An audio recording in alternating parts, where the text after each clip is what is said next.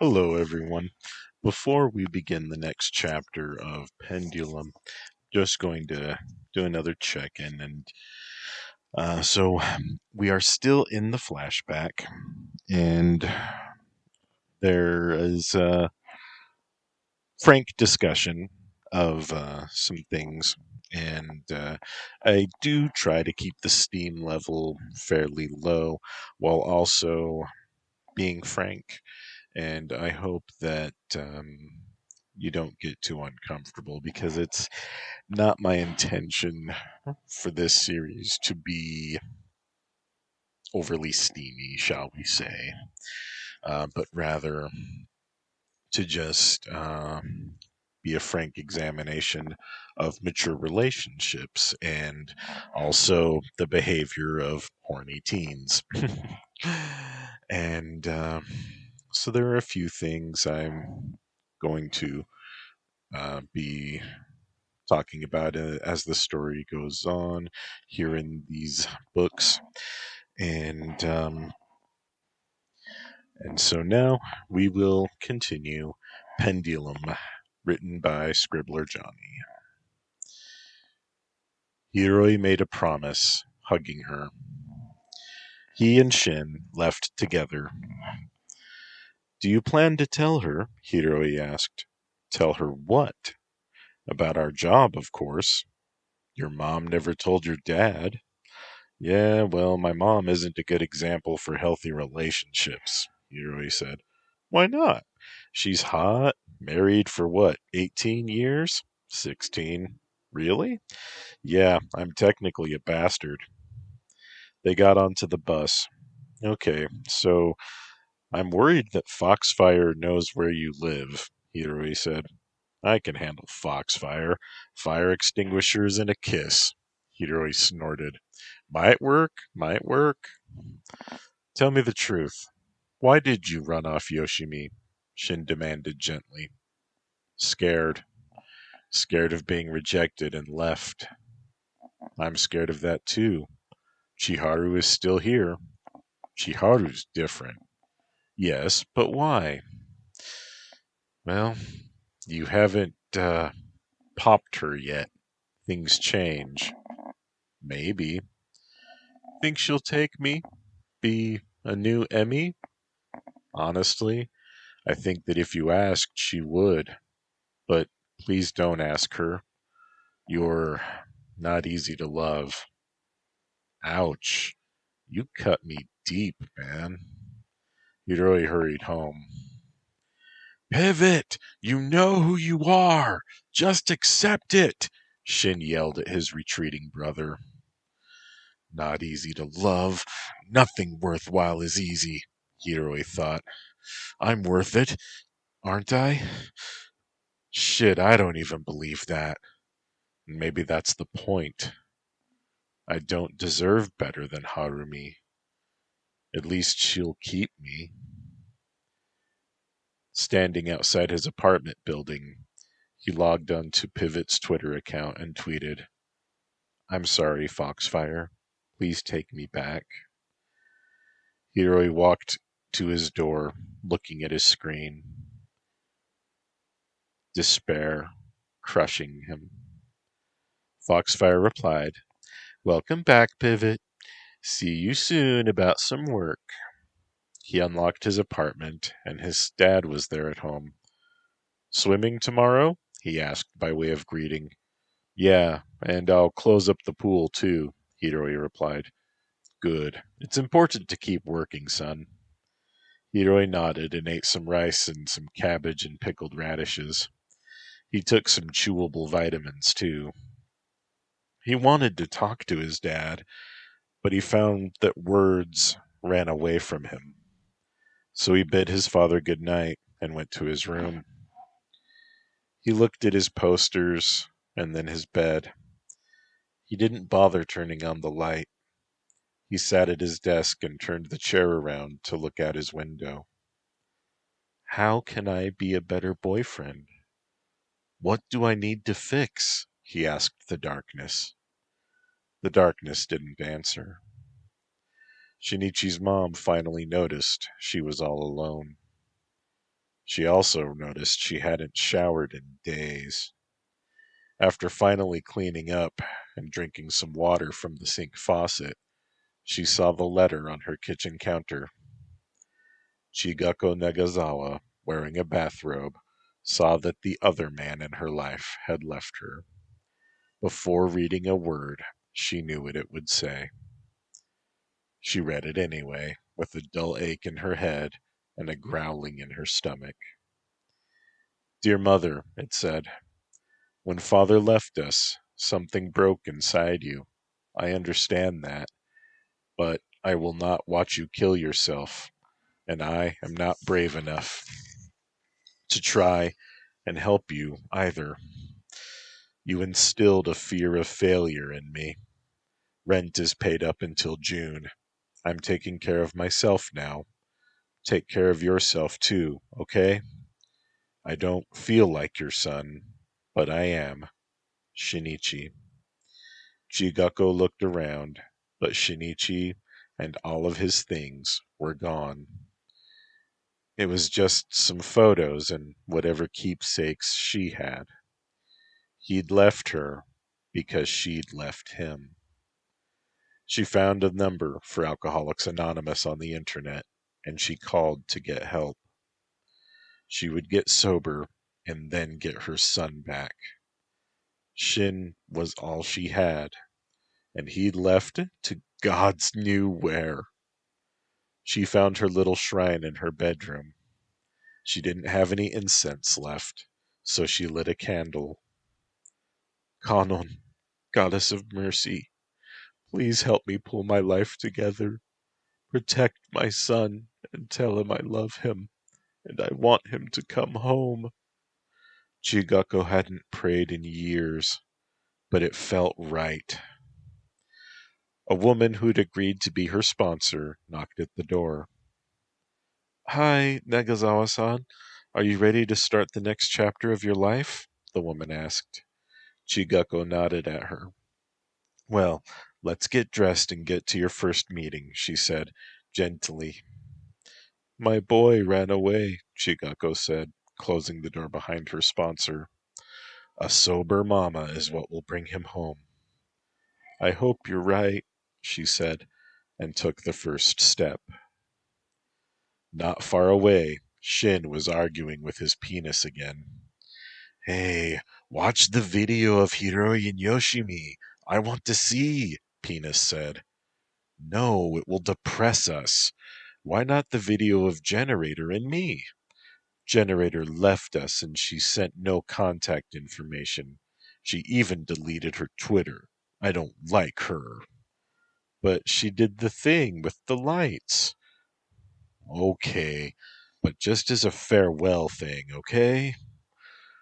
"She was good for us, though. A good fit," Penis said. So, having made peace, Shin masturbated to Generator. Afterward, he crushed his Peppermint Sisters CD and then threw it back in the trash. "To hell with idol singers," Shinichi said. His sleep was troubled. Visions of a beautiful woman riding side saddle atop a purple serpentine dragon, beckoning him with a smile. But he couldn't catch her or the dragon. He thought he'd finally caught her, but she was gone. And he saw his mother smoking a cigarette surrounded by strangers on folding chairs. She was telling them about how she'd failed her son, who was a sensitive boy. She was an alcoholic, and he'd been taking care of her instead. Shin wished his mother the best of luck and returned to his bed. Chiharu was there. She was older and more developed. "Thanks for waiting, Shin-chan. Since you really took Emi's virginity, I decided to give mine to Hiro-chan. You can have sloppy seconds. Isn't that nice?" She cheered and clapped. "No, you're my girlfriend, not his. You're the one thing I want to keep for myself. I share everything else with him," Shin protested. "Sharing is caring, and you let him think he'd had her first. You both lied to him. This is your penance." Chiharu said. No, Chiharu, please. He doesn't love you how I do. Shin woke and sweat. He picked up his recorder, journal entry, and then he gave the date. I dreamed I chased a goddess to an AA meeting attended by my mother. And then Chiharu was in my bed telling me she wanted to give her virginity to Hiroi. Said it was my penance for lying about being Emi's first. Actually, Emmy had pretended to be a geisha named Delicate Swan, but I guess that's irrelevant. Do I feel guilty for having a girlfriend while my brother is still wounded and worried that he's unable to love?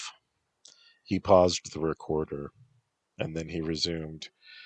Or am I being selfish for wanting Chiharu to myself? Maybe it's both. He stopped the recorder and turned it off. He was amazed at his ability to go back to sleep so soon. The next afternoon, Asuka found Hiroi at the pool. You haven't been ghosting me, have you? She asked. You haven't texted me, he replied. Was it the bracelet thing? Should I have eased into it? She asked.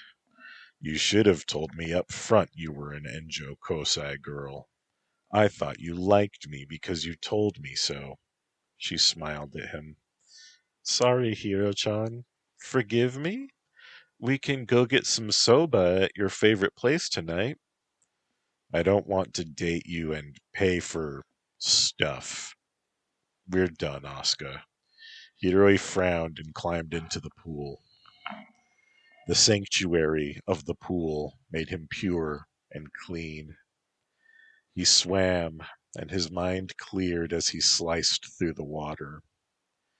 In the water, he wasn't hard to love. He wasn't garbage. He was just alive and in motion. He was almost weightless if he wanted it. He wasn't ugly. The water embraced him and lifted him. The water didn't judge. His muscles informed him that they thought they'd done enough, so he climbed out, feeling a bit renewed. He looked around and saw Asuka was flirting with another boy already. As he cleaned up and closed the pool that night, he felt in control again. Things were familiar and they were back on track. He dressed in the locker room and he saw a text message was waiting for him. With trepidation, he opened it. Yoshimi had texted, I'm mad at you, but it's not over. Talk to me, please. He slumped against the metal frame of the lockers. How could he talk to her? He'd already written her off and begged Foxfire to come back. A man's gotta do what a man's gotta do. A real man does not ghost people. He texted her, I'm sorry, Yoshimi. I should have warned you. If I can call, I'll tell you everything. Well, not everything, but enough. He locked up and sat down on the office chair waiting. After what felt like an hour, Yoshimi called him. He answered timidly. All right, Hiroi.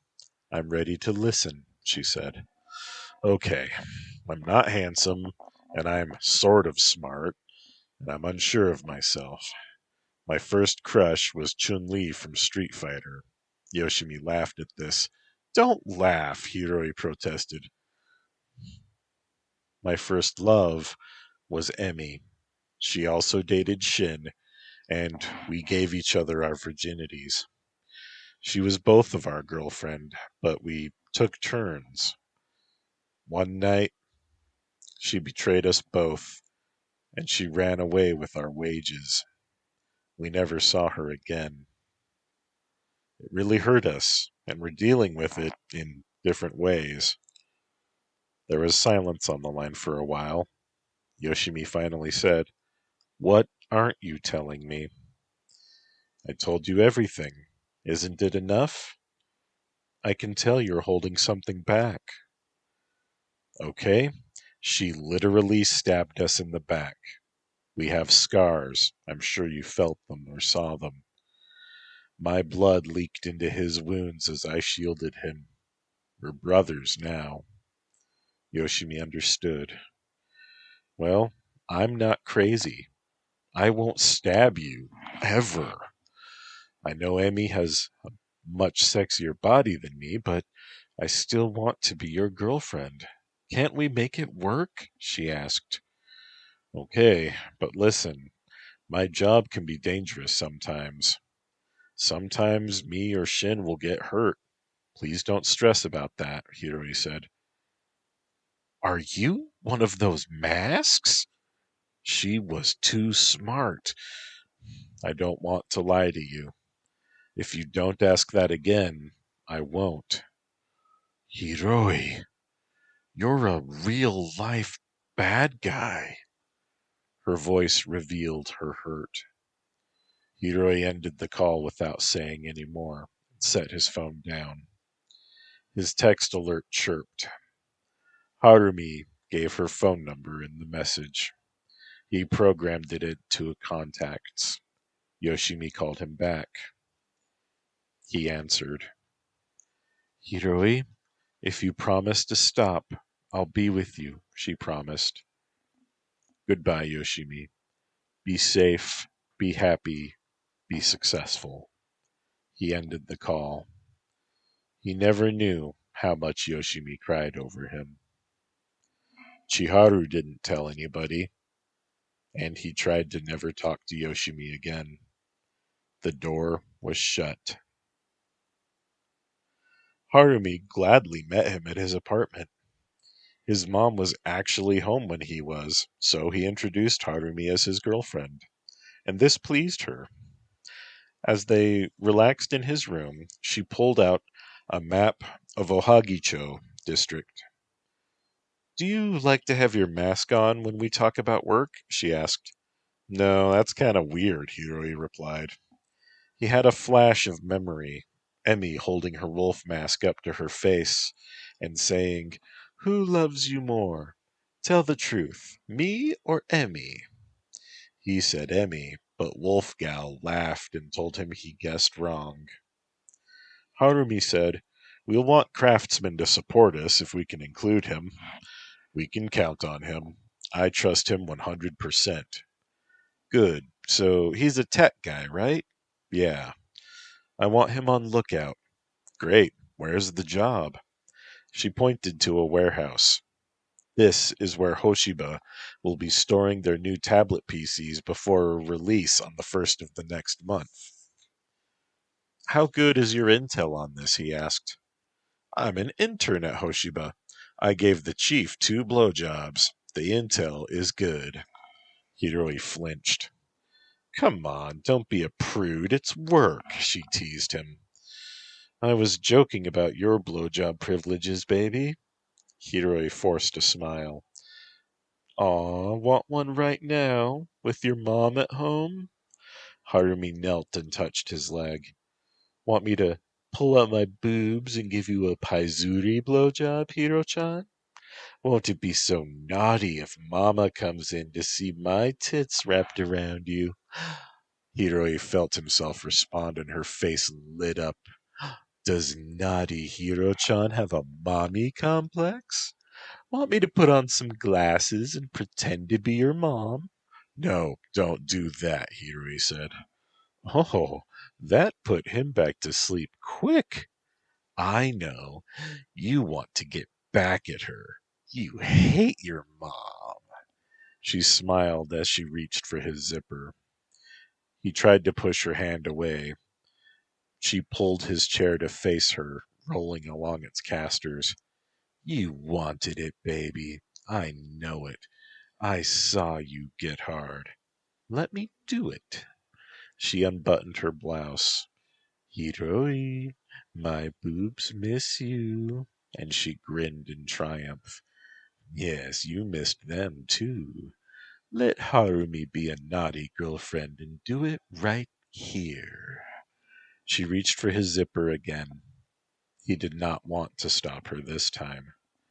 Your mom doesn't know we do it. It's our secret, she whispered.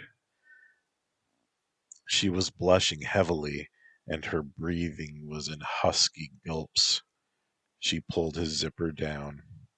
Hiroi nearly fell out of his chair. When she was finished, Harumi took a big swallow and sighed in satisfaction. I really enjoyed that, she said, tucking her breasts back into her bra. You'll let me do that whenever I want, right? Hiroi found himself unable to speak, only breathe. I'll take your rapturous silence for consent. You love the paizuri. He nodded. Anyway, we'll have to find them quickly, she said, getting back to business, but not bothering to button her blouse back up yet. Hiroi zipped up. I did not give permission to put him away. Bad boy. I may want to play some more while we plan, she chided. I was finished, Hiroi said. You're cute when you defy me. You think I don't own your dick? He knows who owns him. Think he's back to sleep? Want me to prove I own your dick? Do you? Harumi was teasing, but there was an edge in her voice. I can make you rock hard again in 8 seconds. I can make you so hard it hurts. I am your god, Harumi said. A goddess of fire and sex. I am Shiva, destroyer of worlds, and the creator too. Calm down, you're getting scary, Hiroi said. You want me to prove who's boss, don't you? You want to test me and see if you can be boss. Harumi, please calm down, Harui asked. But Harumi was ready to fight. She pulled her blouse open, her red bra shining in the light. Look at me, she commanded. And then she held his face and kissed his forehead, probing at it with her tongue. There it is, she whispered, and then she began to suck on his forehead, her breasts pressing into his face. Like pushing a button, he had an erection once more. She did not let up on the pressure. It started to hurt, like she promised. She released with a loud smack. Now, Harumi said, who owns Hiroi's dick? Who is the boss? Harumi is the boss. Say it, dick slave. Harumi owns my dick. She smiled again. Never forget again, dick slave, or I'll give you a real reminder. You do like being able to come, don't you? I won't forget, Harumi, Hiroi said. Oh, did I break your spirit? I don't want that. Here, I'll get down on my knees and lift up my skirt and let you take me hard so you can feel like a man again, and then we'll get back to work, okay? She did just that. Please, Hiroi, I need you so bad, she said with a little whine to her voice. Make me cry, Hiroi. Really, I want it hard. Hiroi was disgusted with himself, but his erection did not waver. It wanted her to beg like that, to play right into her twisted game of power and control. Even on her knees, begging, she controlled him. He was giving in to her. He could not stop. He knelt behind her. Yes, good boy. You know who owns you. Now come home where you belong, right here.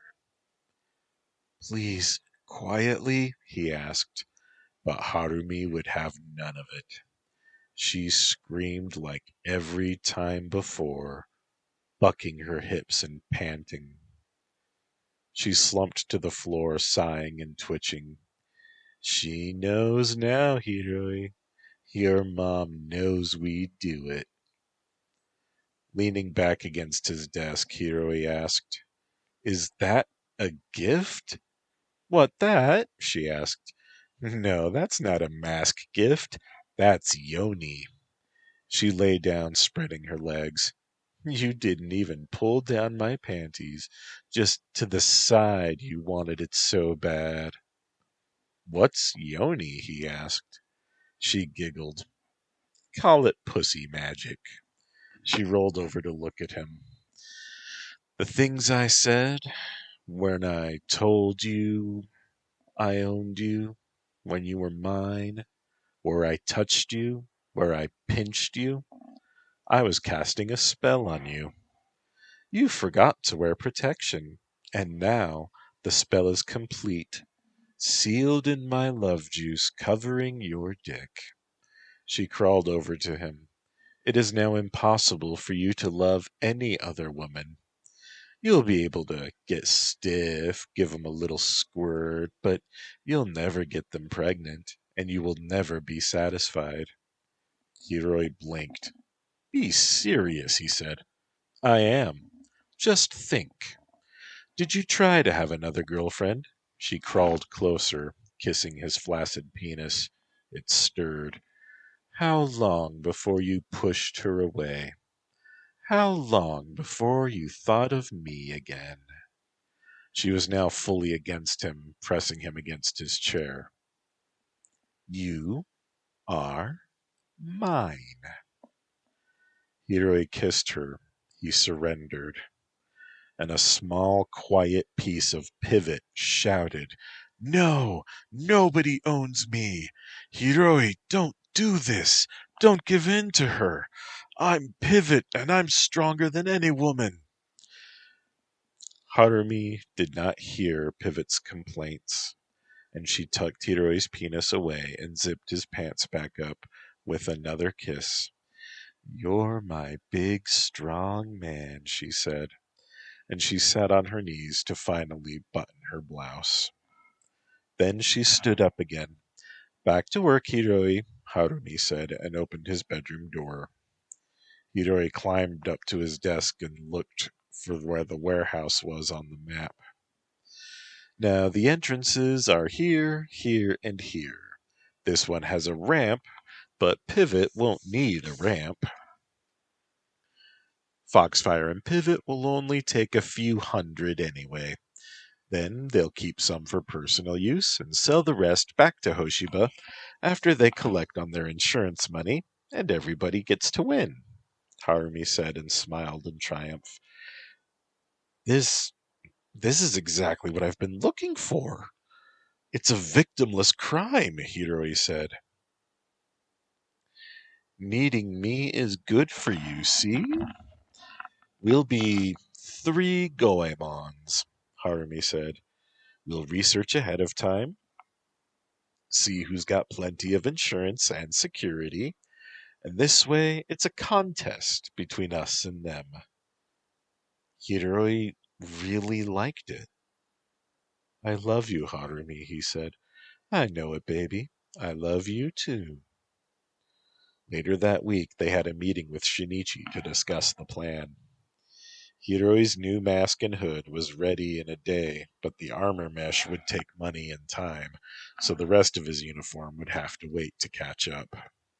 Shin was completing a set of multi-optics goggles.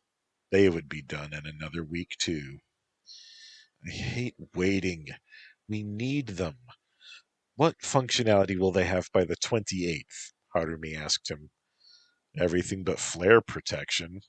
A flare or really bright light will ruin the night vision sensor, Hiroi nodded as Shin explained. She nodded too. It'll be good enough.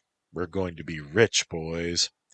Shin had some knockout gas paintballs and 2 guns. I made them for Pivot and Craftsman, he said apologetically. It's fine, bro. I can make a fireball that's almost as good as a flashbang, she said. How long have you been practicing your powers? Hiroi asked. Since I hit puberty age 11. Why? Just wondering. I'm always curious how our powers develop, what fuels them, how to strengthen them, and so forth. I see. I never thought of it. Maybe my gifts are fueled by sex. Shin laughed. Well, the brain releases that chemical at orgasm. Maybe that chemical is part of it. I think I need protein and iron, Hiroi said, thinking. Shin got serious. Maybe you're right, Harumi. A lot of masks are sex addicts. Harumi chuckled. Well, I'll see you boys at the rendezvous point on the 28th, Harumi said, and she gave Hiroi a goodbye kiss. Shin watched her leave and then shut Hiroi's bedroom door. He turned on a portable speaker and set it on his desk. It's a white noise generator, he explained. Bro, why did you go back to her? She's actually evil.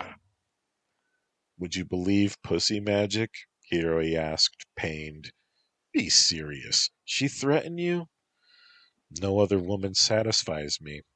She used pussy magic, and I can't fall in love with anybody else. We need Wolfgal to kick her ass and set you free, Shin said. Wolfgal did a runner. She's history, bro. Okay, well then we need other pussy magic to break it. Do you know what you're talking about? I don't. Hiroi, calm down and help me think. Her cunt juice and some magic words got you under her spell, Shin said. He began to pace. What if a virgin's pure love can break the spell? Hiroi just laughed. Oh, we can sell that to some Arrow comic guy and make a mint. Seriously, though, where did that come from? Shin frowned. Don't laugh. Hiroi serioused up. No laughing. Shin sighed. I had a dream about Chiharu convincing me to let her give you her virginity.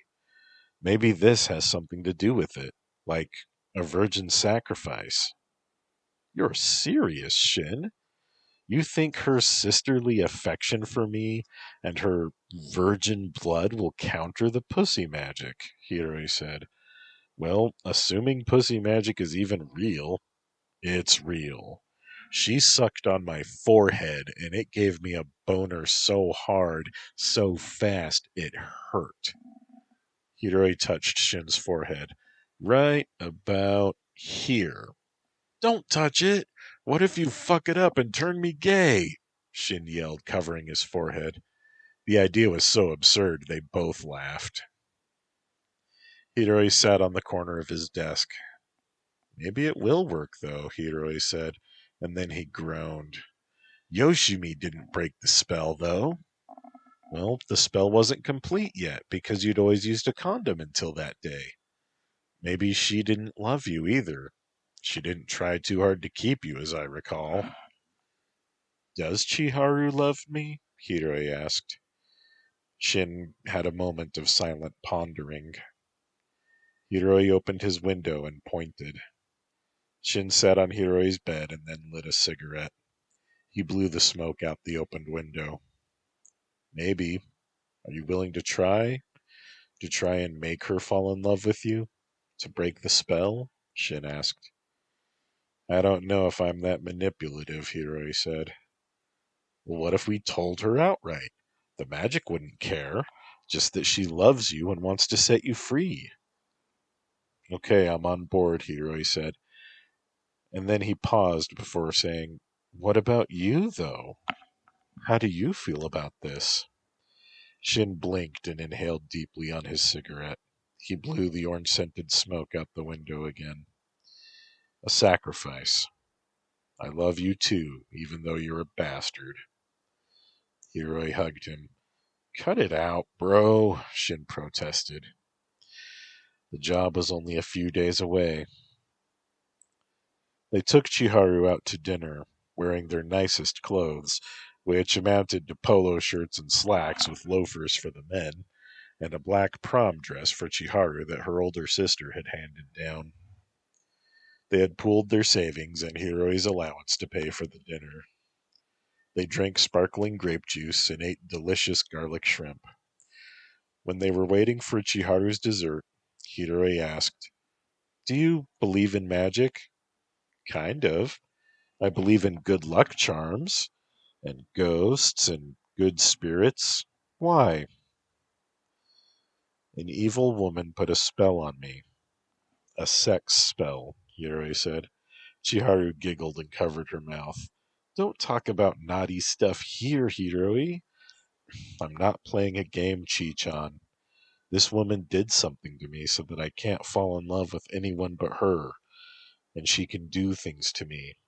She can make me do things. Do you understand?" Chiharu's parfait arrived.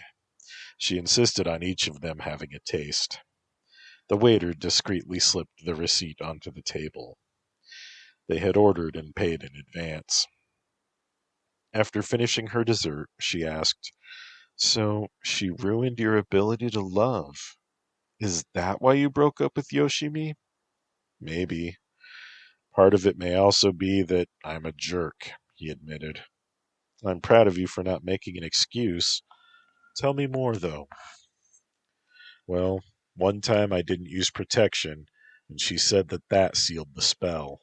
Magic from her womanhood." Chiharu gasped. "There's magic using that?" "We think so, Chi-chan. She has some power over me." She looked at Shin. "Was this dinner to ask me to help in some way?" Shin nodded. "We both split the cost." "We will discuss this somewhere private," she said, dabbing at her lips with a napkin. They escorted her outside and walked to the train station. The noises there gave them enough privacy. "So you want me to use woman magic to break the spell," she said. "We have a theory," Shin said. "We believe that a virgin's pure love can break the spell." Chiharu giggled. "That's like some fairy tale. One that kinda makes me tickle." Hiroi stared at her. "Are you saying what I think?" "What, that I find you attractive?" "Yes." "That I get horny too?" "Of course. Do you think this waiting has been easy for me?" Shin held her hand. "She understands. She really does. Chi-chan's the best." She nodded at Shin, smiling. "Poor Shin has had to get it from floozies while he waited for me. If that isn't love." Hiroi interrupted. "So we need to get you to fall in love with me, and let me be your first to break the spell." She giggled again. "Oh, if this turns out to be some joke, I'll forgive you both, but you will both have to do the ritual abasement, and naked." "We are very serious, Chi-chan," Shin said. "Tell her about the pinches and the words she said." Hiroi explained about what she had said and the pinches, the way she behaved, and lastly, the things she made him do. "You sat there, disgusted with yourself, still rock hard, and you had to do her?" she asked. "With my mom home and everything. I had to do it." "That's awful." Shin and Hiroi nodded. "She's evil. Really evil," Shin said. Chiharu hugged Hiroi. "Okay, Hiro-chan. I'll try to set you free." She whispered. "I swear it's not a trick. If I wanted that, I would just tell you," he said. "I know, Hiroi. I know you would. You're too naughty to resist me. If you just wanted you know what." She nodded at him and looked him in the eyes. "Tonight, can it be Hiroi and me alone for now?" Chiharu asked Shin. "Why? I can stick around. It won't make me mad," he protested. "Shin," she said, "I'm your girlfriend. He's your best friend. Do you trust me?" Shin swallowed, and then he nodded. She smiled. "I'll call you tonight, okay?" Hiroi escorted Chiharu home so that she could change into casual clothes. Hiroi told her parents about the restaurant and how it had taken all of his savings and allowance to eat there. I had to do something nice for my friends, he said. Chiharu's father laughed, holding her baby sister. Shin helped you study for the big test, huh? Yes, it's true, Hiroi lied, rubbing the back of his neck. Chiharu returned, wearing some pants and a sweatshirt with hummingbirds on it. Okay, Matsui-kun, I'm ready to go, she announced. Where to now? Her mother asked. The art museum. Shin doesn't like museums, but Hiroi does. All right, be safe. Those masked people can't be trusted, her father said. It's okay, Dad. Matsui-kun is the vice captain of the judo team. I have earned my black belt, Hiroi confirmed.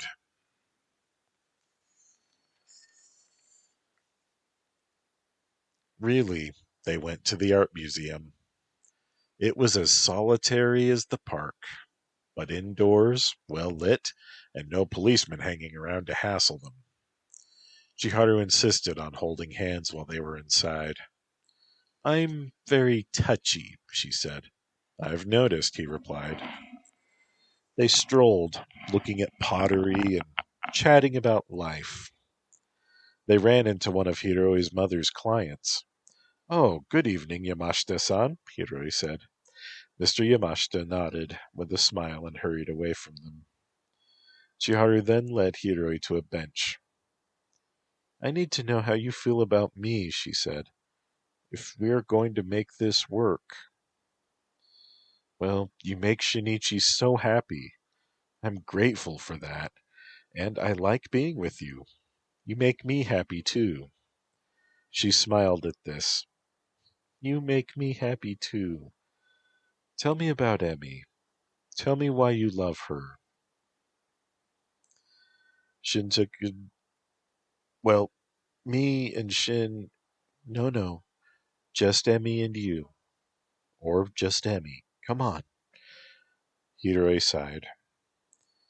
Emmy always did what made her feel good, and she wanted to make other people happy too. Like me. And she adored Shin and me. Like me. When we were alone, it was like I was the only man in the world. Like me, she whispered, and she pulled him in for their first real kiss. It was not a sister kiss. Oh, that felt good. I like kissing you, Hiroi, she said, and she kissed him again, longer, before she pulled back. Okay, tell me more about Emmy. Emmy made it sound like being in love with me was the most important thing in the world. He choked a sob. She said that sometimes she loved me so much that she stopped hating herself. He bit his knuckle. She was in a lot of pain. She's mentally ill, he said. Wow, was all Chiharu could say. She held Hiroi's hand while he calmed and composed himself. She's a prototype. No one like her in the world, because she's so broken. But she was ours, and we were in love, he said.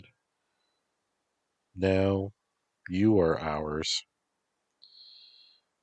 Chiharu said, yeah, I guess I'm yours too. I'm your both of yours. Yeah, you're our Chi-chan, one of a kind. Hey, let's go back to my place. You're getting too horny, she said. But I'm not, he protested. She pulled him back to her apartment. Sitting there in her room, she finally asked Hiroi, do you love me already? Chi-chan, I really like you, and I wanted to kiss you several times. Yes, but when you talked about not dating me, do you really think I'm too good for you?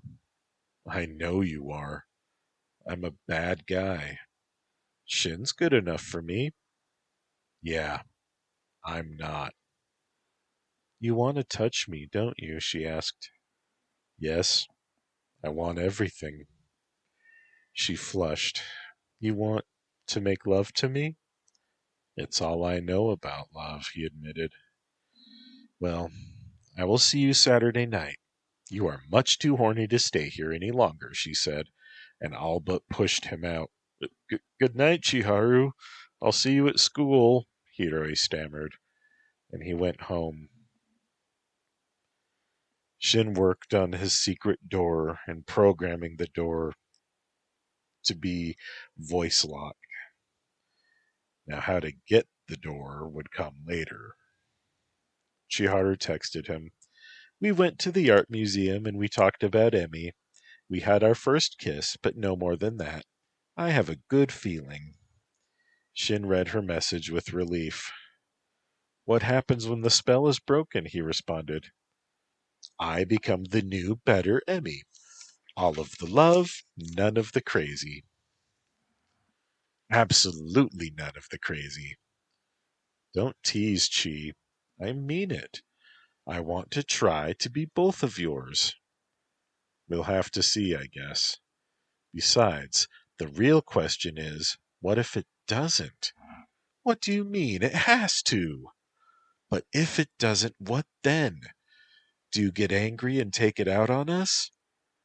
No, it was my idea. Okay. I had to send him home because I got really horny. Do you want to do a sexy call? In response, she called him.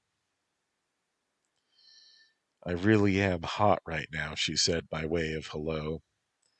After her muffled whimpers quieted further, Shin said, I love you.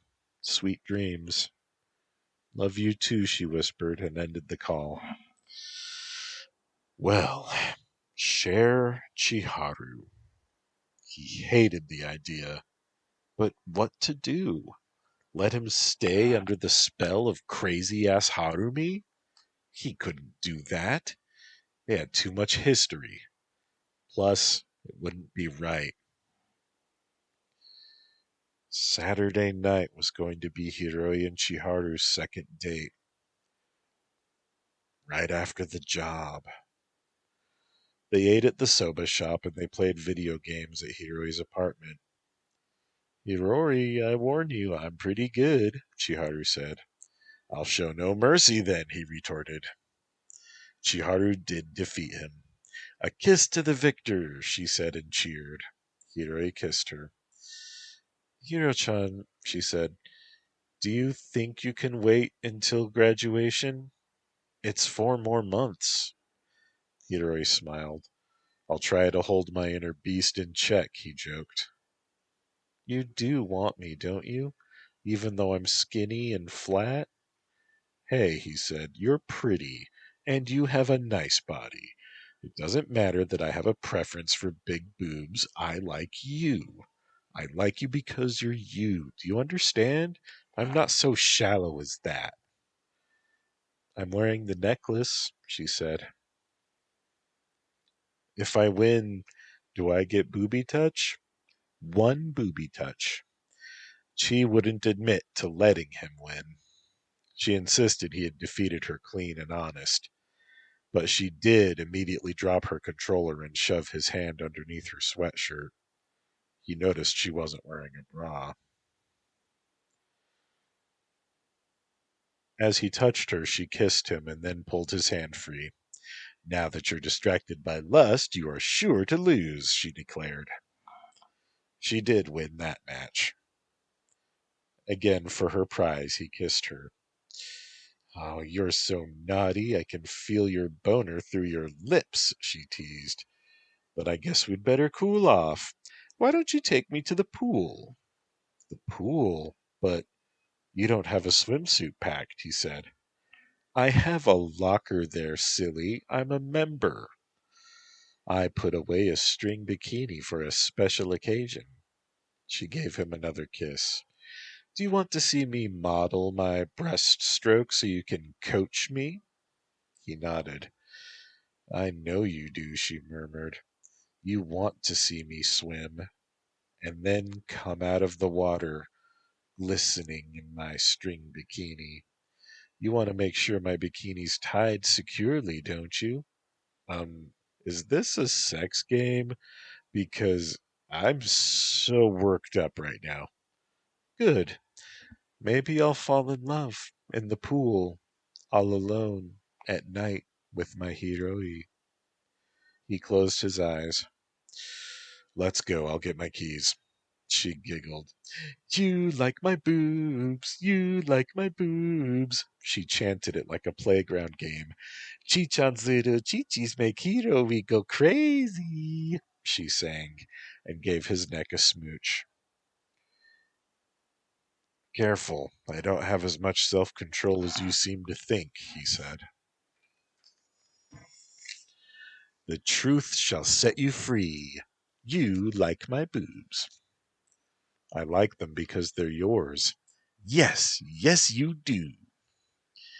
They took the train to the pool. Hiroi opened the employee entrance with his key.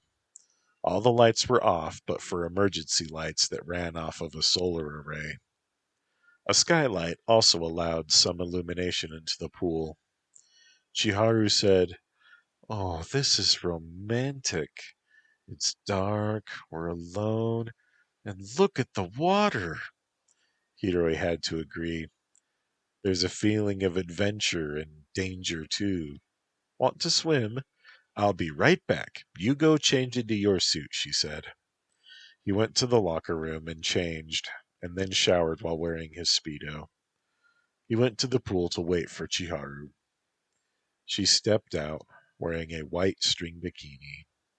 She was hesitant, her actions not matching her earlier words. So, Hiroi, do I look good? He nodded. She jumped into the water. He dove in to join her. In the pool, he was sanctified. He felt as if Hiroi and Pivot were one in the water. Chichan, he said, do you want to touch me? Look at your muscles. Yes, she said, and drifted over. And she touched him, following the lines in his musculature, and even kissing his shoulder, his chest. Hiroi guided her hand downward. She let out a small scream. I've never, ever touched one before. Did they always get so hard? Well, each one is different, no matter what people say. Mine gets really stiff sometimes, but not every time. Is this one of those special times? Yes, Chichan. Because of me? And she continued to explore his body then, even ducking under the water to take closer looks. She surfaced. Hiro-chan, are you or Shin bigger? I don't know. It doesn't matter. Well, maybe not to you. I'm a small woman, remember? And both of you want me. Hiroi laughed. We'll pretend we're the same size then. I don't know if I can fit, she said. Relax. Men and women all over the world. Yes, yes, but right here in Yokohama, there is you and me, and I just don't know. We don't have any rush, Chichan. Oh, yes, we do. Look at you, in the water even. You won't be able to hold back, and I won't stop you, and we'll really do it. Hiroi gave her a hug. Calm down, sweetheart. Don't be afraid. It's only a dick. It's your dick. So what? Well, I want it because it's you. Is that love? Good enough for me. He lifted her up for a kiss. Oh, I feel like I'm floating. I am in love with you. I love you, Hiroi. She kissed him. Pull the string, Hiro. Which one? This one. He pulled a string that was holding her top to her neck. It fell to float in the water. Do you like your present?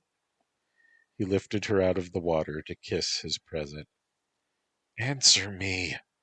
Yes, I like them. They're just what I wanted. Liar. But I forgive you. I can't stay mad at you, Hiro-chan. She wrapped her legs around him, and he performed the ritual abasement with her in his arms as best he could. It was a much more erotic act than the first time he had done it. He then carried her out of the water and into the shower in the women's locker room, kissing the whole time. Her top was still held on by the strands that were around her back. I'm floating, Hiro, I'm floating. I'm carrying you, silly. He turned on the showers to get all the chlorine off of them. I love being in your arms so much, Chiharu said. I never want to touch the ground. And then well, the word is dry hump, but they were quite wet. They had almost intercourse. Chiharu whispered the words I love you again and again as shudders rolled through her. Eventually, Hiroi turned off the water and allowed her to return to her natural weight. I have some spare towels, he said, and walked carefully away. Chiharu leaned against the wall, retying her top. That was amazing. Imagine what the real thing is like, she marveled. Hiroi returned with a towel for her, and another was around his own shoulders. I need to get my glasses so I can squeegee the floor. Go ahead and get dressed. Chiharu's whispering had not drowned out Wolfgal's whispering, but it had been close. He wondered if he could get her to wear a mask. He went to the men's locker room and put on his shower shoes and his glasses, and he set to cleaning the water from the tiles into the drains. Chiharu watched him work, watched his muscles move. Oh, Hiro-chan, please say you love me, she said. Chi-chan, I love you. You are very special. He did not pause his work. I want you to say it again when you aren't working so you can do it correctly. What, you want more kisses? You got it, babe. Her heart fluttered. Mostly I want your full attention. 'Kay. He mopped his brow with his towel and stowed the squeegee. He knelt in front of Chiharu. Chiharu Nishidake, I am in love with you, he said. She kissed him. Oh, imagine how good it will be on graduation. I promise not to cry or get scared. You still haven't seen me naked. Don't make promises rashly. She laughed. You're barely dressed now, you clown. Go ahead and get dressed in your normal clothes again. And that was her chance. She followed him into the men's locker room. Hey, I gotta pee. Do you mind? She backed away. After she heard the urinal flush and the sink run as he washed his hands, she crept back to watch him change. He took off his Speedo and began to dress in his casual clothes again.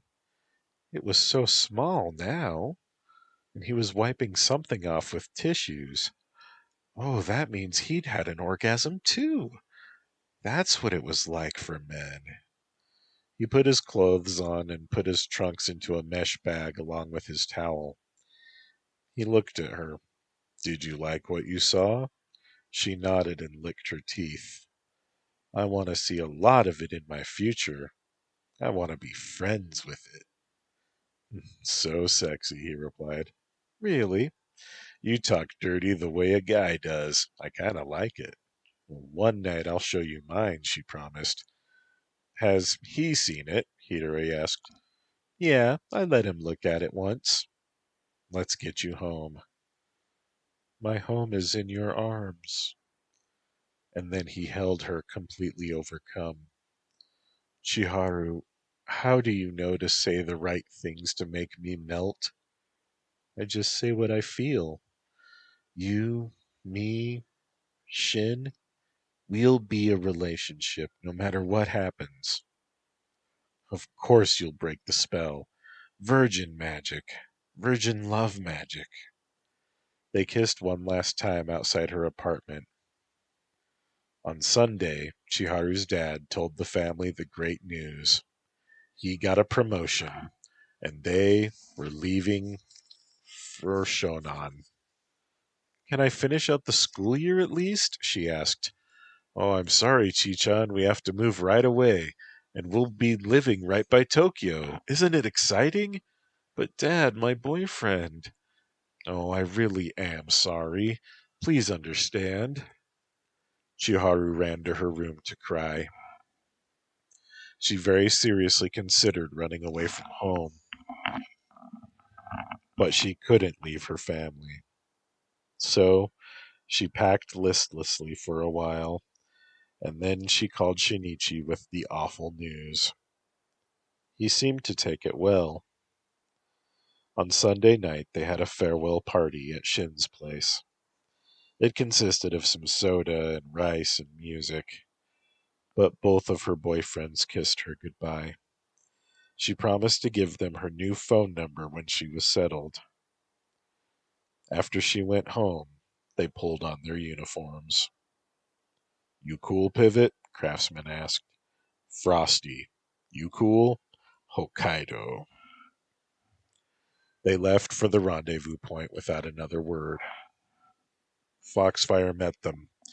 How are my boys doing? She asked. We're cool, they said together. Excellent. Stick to the plan and we are smooth sailing. I have this SUV rented to an assumed identity, paid in cash. Zero paper trail? Zero. To begin, Craftsman hacked the cameras to show the feed from 2 nights before on a replay. After that, the roving guards. The knockout gas worked like a dream. Foxfire opened the door. Love it when you can get a desperate part-timer. Left the door unlocked for a flash of my panties, she whispered. And then it was just hauling boxes. They shut the door, left a calling card in one of the guards' breast pockets, and carried the 2 crates easily, thanks to Pivot's powers, to the getaway vehicle. They drove carefully and easily. We'll leave things at my apartment, Craftsman said. Agreed. I'll arrange payment, and then we do the drop-off. That's where we'll need the most caution, Foxfire said. They carried the 2 crates to Shin's apartment easily, but now the prolonged use of his powers left Pivot ravenous and weary. I have to run, but I'll send a meat lover's pizza, okay? Love you, Foxfire said, giving Pivot a kiss. Great job. We'll make a lot of money. And she hurried away. When she was gone, they took off their masks and then allowed themselves to cry. She's gone for good, man. Those Tokyo guys will be all over her, Shin said. I give up. We can't break the spell. We'll just wait for her to get bored and release me, Hiroi said. Man, fuck the spell. She was going to be pet on Koemi. Yeah, our girlfriend. Shin stood up abruptly and began to open a crate using a pry bar. So we'll lose the manifests so that they can't trace the serial numbers to the ones that we keep, Shin said. That's solid thinking. We also ought to wait until the release day before connecting them to the internet. Yeah. Did you get to go very far with her? Shin asked. Hiroi told him about their date at the pool. All the details. You got closer than anyone. Thin cloth separating you from the prize. How did you hold back? Shin asked. I couldn't disappoint both of you. One or the other, yes, but not both, Hiroi admitted.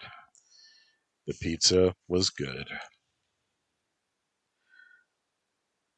Now that the extended flashback is finished, we return to present-day Yokohama 2030. When last we saw Pivot, he, Oni Girl, Bullet Train, and Surprise Peach were ruining the day for a Tong from Tonkin. Monkey King was dead on the floor, and the team was on their way out of the hideout. Bullet Train ran ahead to scout. Surprise Peach readied some knockout grenades. There's just 7 goons armed with knives and clubs, Bullet Train reported back. Surprise Peach rolled the grenades into the next room. They listened for the thuds and waited. Hold your breath to be safe, Pivot advised. Oni Girl led the way out. They made it to the streets of Yokohama safely. I told you the knockout grenades were a good investment, Pivot said.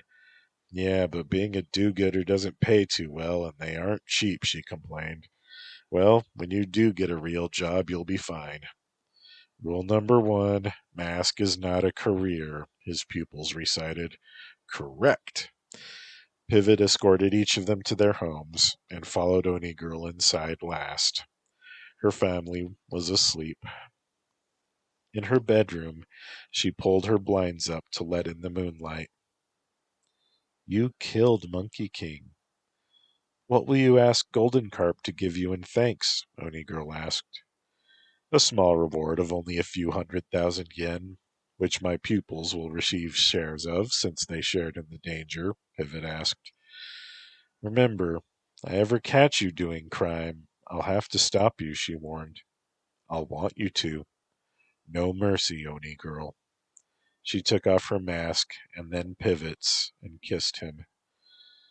You and me in a real fight. Don't show me any mercy either. I can take it.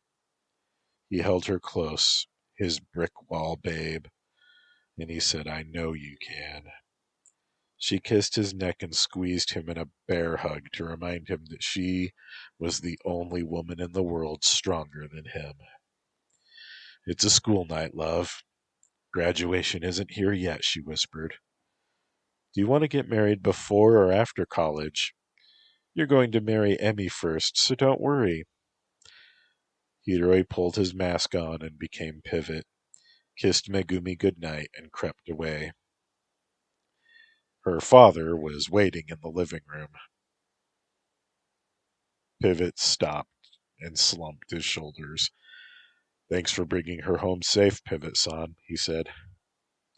She's my treasure, Meguro-san, Pivot replied. Mine too. Also, thank you for sorting out the Iron Oyaji. Threatening you was a poor decision on his part. Pivot and Craftsman look after their own. Good night, sir. Good night, Pivot. He opened the door for him. Pivot bowed before he left. He drove his car from the parking lot back to the apartment that Hiroi shared with his father and stepmother. Pivot checked for tails, hid to wait for any, and then activated his handheld bug killer. Any recording devices would be rendered useless by Craftsman's invention. Pivot walked lightly to his apartment and bedroom. He checked again for surveillance, found his room clear, and closed the door behind him.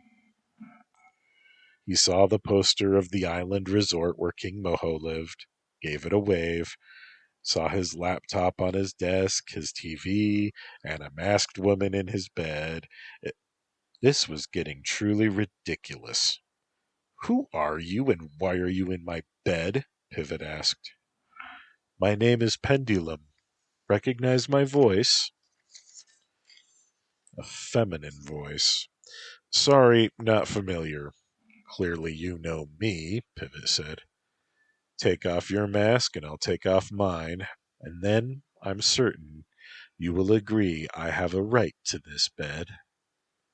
Pivot, intrigued, pulled off his mask and hood. The stranger sat up. She was a short one, and pulled off her mask.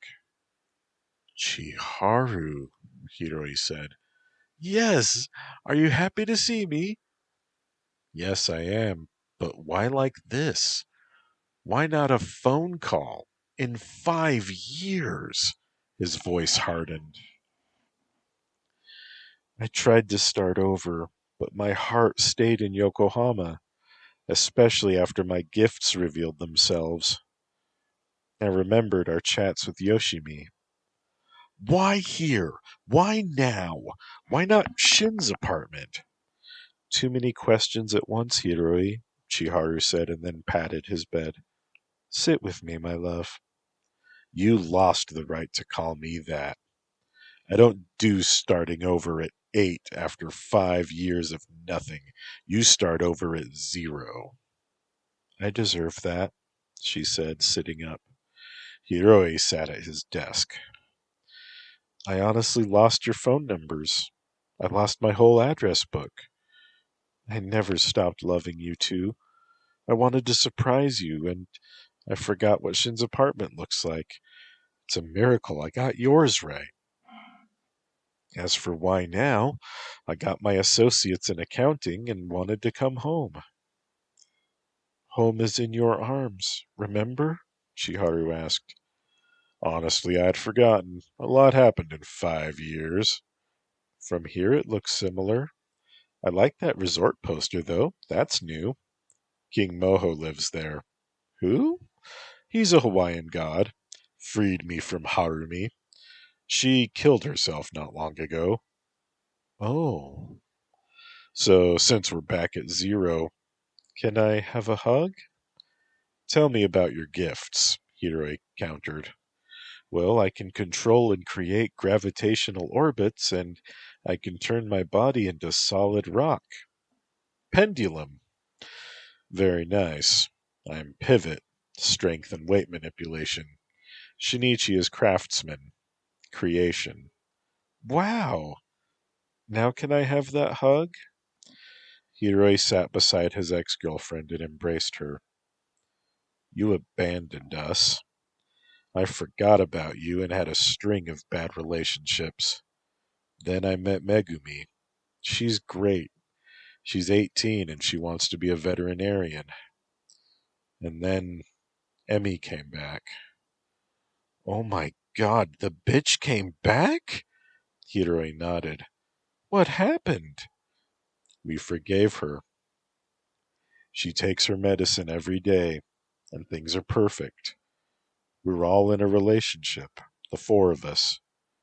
Wow, I guess I lose, huh? She started to cry. It was supposed to be a surprise, and you'd still love me, and we'd finally do it. I still love you, Chiharu said. Chiharu, wait until you reunite with Shin and meet the girls. Don't get hasty. Hiro-chan, I waited for you. Do you understand? I'm 20 years old, and I'm still a virgin. Damn it, another virgin? Hiroi sighed. Okay, Chiharu, do you want Pendulum and Pivot to do it? You and me, you and Pivot, what? You and me. Let me see those muscles. I'm breaking my own rule and letting you act like you're still my girlfriend. You'll remember how much you love me when you see me naked. Chiharu stripped out of her uniform. She had developed. And she still was cute. See? Now I've got boobs that are big enough for you. They were big enough back then, too, Hiroi insisted, stripping out of his uniform. He hoped the girls would forgive him, that they wouldn't get jealous. Hey, why aren't you hard for me? I'm not in love with you anymore. Chiharu frowned and then held out her hands. Come to me, Hiro-chan. I still love you so much. He climbed under her arms and gave her a kiss. That stirred something. She pulled him down with her and wrapped her thin legs around him. You like my boobs. Chi-chan's little chi-chis make Hiroi crazy, she sang, hoping to trigger his memories between kisses. We still do the ritual abasement, he said. She giggled. I love it. Oh, what are you doing? I'm making sure you're ready for me. Oh, but I don't want your finger. Please, Hiro-chan, give me everything. And she kissed him again, and the memories of the pool and the showers and the white bikini came rushing back to him. Do you still have that bikini? He asked. Oh, yes, I saved it for when we reunited.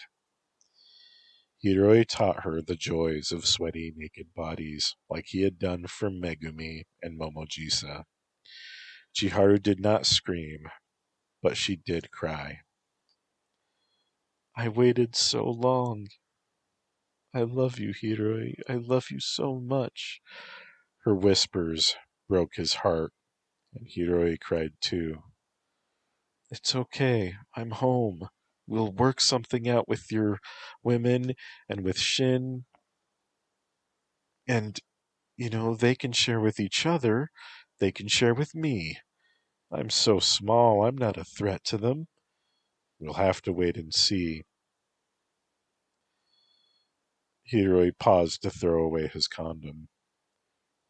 Thank you for giving me the gift of your love. You made me feel beautiful and young again.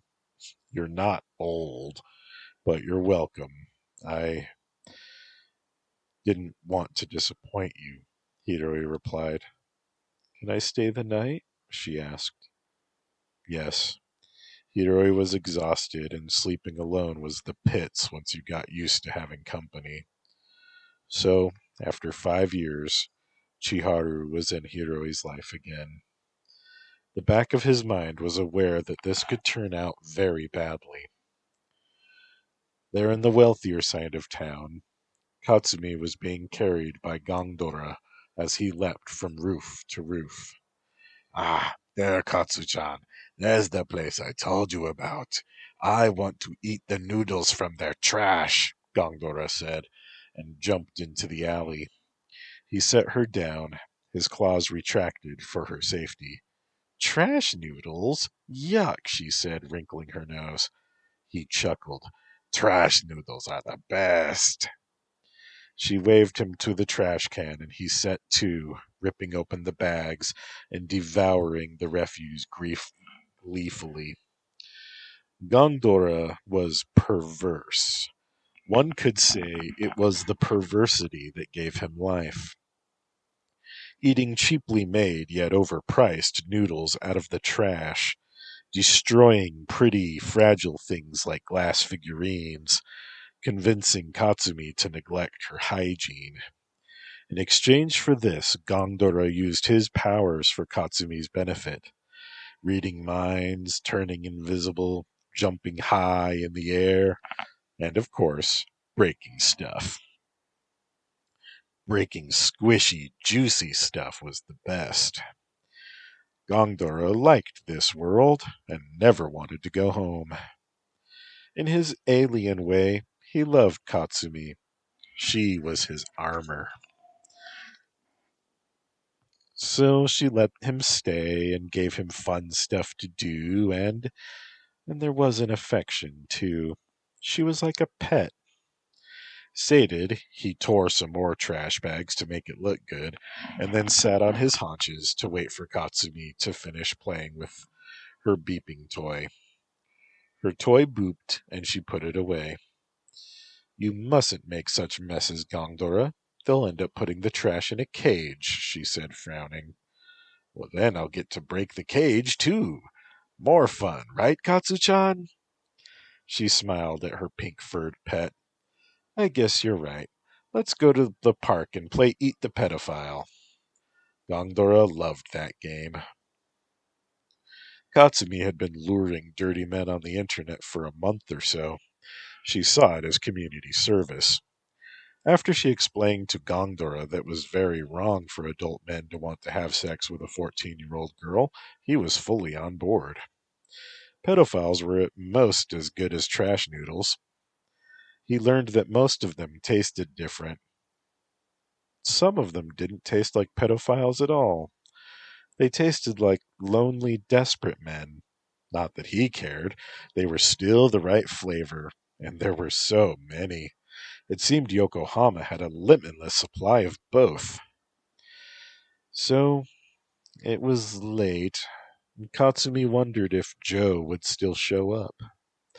She sat at her designated bench inside of the parking lot, with Gongdora lurking invisibly behind her, ready to chomp.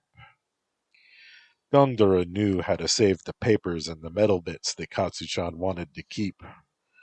Though, to eat paper with pictures of ministers of education on them was a great temptation. Katsu-chan refused to let him eat the money, and that was fair. One day she would let him eat money, and it would be better for the waiting.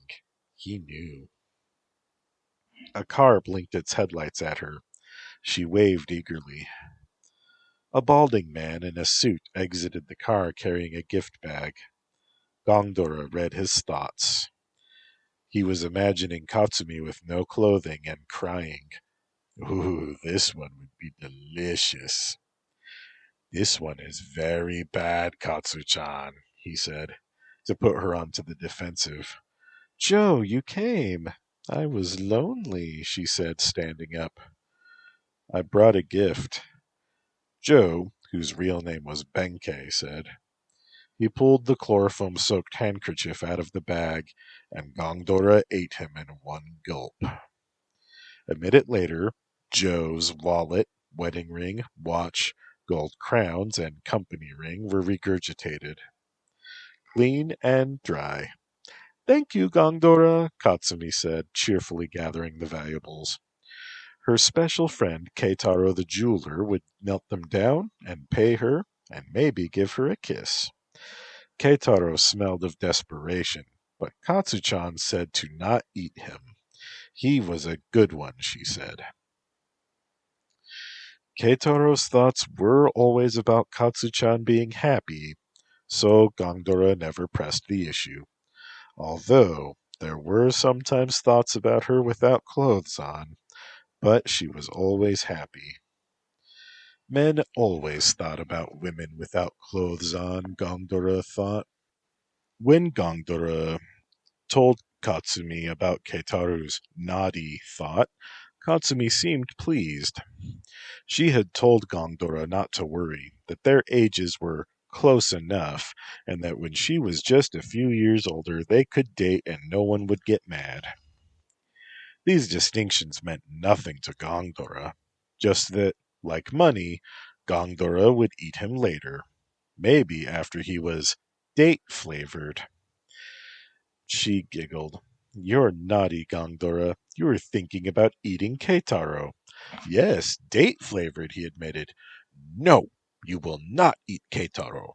He helps us with money, and he's cute, and he's sweet, and when I'm old enough, he'll be my boyfriend. Whatever you say, Katsu-chan. She yawned, and he knew it was time to put her in her bed. Gongdora cradled Katsumi, his pet, and let her fall asleep as he carried her home, invisible to all. Later Shin woke up, with Hanako nudging him. She was still just a bare chassis, but she had been so eager for a body that he had agreed to download her before finishing the prototype of her skin and coverings for her chassis. The small robot said, Shin, it's time to wake up. You have a date with Emmy today. Also, you want to hear this news. Shin sat up and gave Hanako an air kiss and asked for the news. More men have been disappearing. I cross-referenced the disappearances on message boards, and several lolicon men have been abruptly ceasing their activities on the message boards, leaving other members to ask if they are the disappearing ones. Very good work, Hanako. You might be onto something. Continue to monitor these boards, and also Twitter and chat rooms. The lolicon angle is a good idea, Shin said. Serial killers were bad for business, no matter what their preferred flavor was. Hanako, play the Good Morning mix, he added, with a grin. Today was going to be a good day. If your heart is getting weary, thank the Lord that you're not a bum. You got a job and you're not a bum. You're in love and you're not a bum, sang the American song. Shin grinned as he took a shower. He considered patenting it. Why not? He was in love. Selling patents was good, clean money. If Pivot retired, Craftsman could retire. He didn't see that happening, though. The mask game was hard to quit. He let his air dryers do their thing and got dressed. There was a polite knock at the door. Was it the door-to-door condom selling mama? He'd give her a good morning. He was running low, and besides, she was cute. He opened the door with a smile. A strange man wearing a polo shirt asked, Are you Shinichi Nagasawa? I'm a private investigator. He handed Shin a business card. Shin looked it over. PI, all right. Please come in, but one moment, Shin said, and closed the door. Hanako, civilian protocol, he said. He heard Hanako hide in her closet, and various works in progress got covered by the automated system. The all clear chimed. Shin opened the door and waved him in. The investigator bowed and then followed him. I don't do Enjo Kosai, they both said, and then laughed. Negazawa-san, I'm not one of those investigators who takes photos of people to blackmail them. I'm a missing persons and family investigator. Adopted people looking for their biological parents, that kind of thing, he said. Shin nodded. Your mother hired me. She wanted me to tell you that she's been sober for 4 years and she wants to see you. Here's her address and contact information. I'll tell her I located you, but in respect for your privacy, I won't tell her your information. It's up to you if you want to be in contact with her. Have a nice day. The investigator bowed and left an envelope on Shin's table. Shin escorted him out and closed the door without another word. His mother was sober. The one he had abandoned. How could he face her? Hanako, business as usual, he said. Shin, I detect your distress. Shall I play the I love you mix? Hanako asked. Shin didn't bother distinguishing the two Hanakos anymore. Yes, play that. I am distressed, he said. He read the single sheet of paper in the envelope. Chigako Negazawa, still in Yokohama, worked as a receptionist at a free clinic. Shin took a stack of money from his stash without counting it. He texted Emmy. I may be late. Mama found me and she's sober. Great news, Shin-chan. Tell her all about how happy we are, okay? I'll make her a gift to welcome her back to our family, she replied. No telling what she would craft. Don't forget your medicine, Emmy-chan, he replied. I won't. My Hanako reminds me too. Had he installed a Hanako in her house? He'd remember something like that, wouldn't he? He put the money into his satchel and brushed his hair, and finished getting ready to go out. He sent a text message to his mother's phone number. Are you at home? I will come meet you. Yes, Shin, I'm at home, she replied. Shin told Hanako to lock up behind him and hurried to make amends with his mother. She lived in a rather run-down building. He'd fix that. She buzzed him in. She welcomed him into her apartment. He sat at her kotatsu, and she handed him a napkin and a can of soda. He thanked her. I won't leave you to live in this heat, Mother, he promised. Hello, Shin. Glad to see you're alive, she said. Embarrassed, Shin bowed. I'm sorry I left you, Mother. I was a coward. She touched him softly. You did what you had to do. We're both alive, so nothing is over. I sell patents, and I work for a computer security company, he said, and he told her about how good his life was, leaving out the masks and the plural love. He told her that he and Emmy were back together, and that Hiroi had a girlfriend named Megumi. He drank the soda while she confessed to her relapses and spoke with pride about once again being sober and living more independently. She even had a boyfriend. His name was Eikichi. Shin smiled. Both of them were doing just fine. Welcome back to my family, he said, and took her hand. They both wept.